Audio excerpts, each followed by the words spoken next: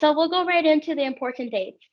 We wanted to pinpoint some things. I will put in the chat a PDF version so students can save that onto their computer, print it out, put it into their agendas, all of that fun stuff.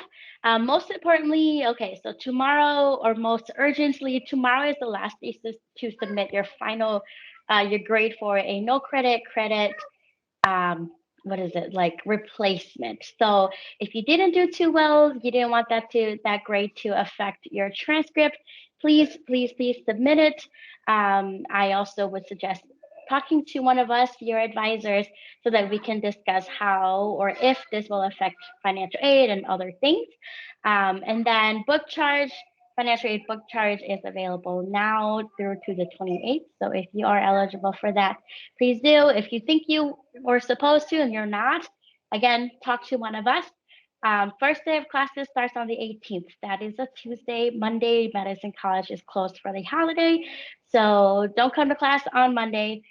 Tuesday is when classes start. And then let's see, January 1st or 18th to 25th is the self-service swap period. So swap your classes, don't drop them. And always, I'm going to keep reminding you all to talk to an advisor before this. Um, Let me see. Advisors, please chime in if I'm missing any other parts. The Pell recalculation date. Can someone else explain that? I can't do it I, in a few yeah, ways. I'm going to talk about the Pell recalculation date in a few minutes in our financial aid presentation, but it is an important one to put on your calendar because classes that you add after that Pell recalculation date will not be counted towards your financial aid. But we'll review that again in a few minutes. And then in February, if you are going to be transferring or applying for UW-Madison, that is February 1st, the priority application deadline. So make sure you talk to one of us, go to the Writing Center, get your admission things completed. Let's see. February 14th, summer classes were posted online. And so if you are planning on taking summer classes, they will come out then. And then registration for the summer courses will be on February 23rd. Next slide, We please. had a good question Oh, come up in chat really quick. Jessica asked if you dropped a class now instead of swapping it, what's going to happen? So that is okay right now. Up until classes start, 24 hours before classes start, you can add and drop classes freely. But once that first day of class starts, you'll want to swap them so you don't get charged a partial amount of tuition. And okay, and then going into March. So that priority registration was February 1st. If you didn't make the priority application, admissions application, March 1st is the general admissions application deadline for UW-Madison for the fall of 2022, if you are planning on applying for UW-Madison.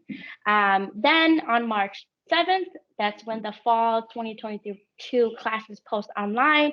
So make sure you look at those classes, have something set, meet with your advisor, and then RISE priority registration happens on March 9th through to the 22nd. So whether you are new or returning, remember that RISE students do get priority registration.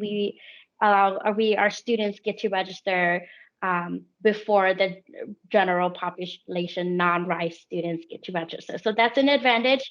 And then you get a really cool fun spring break. April rolls around.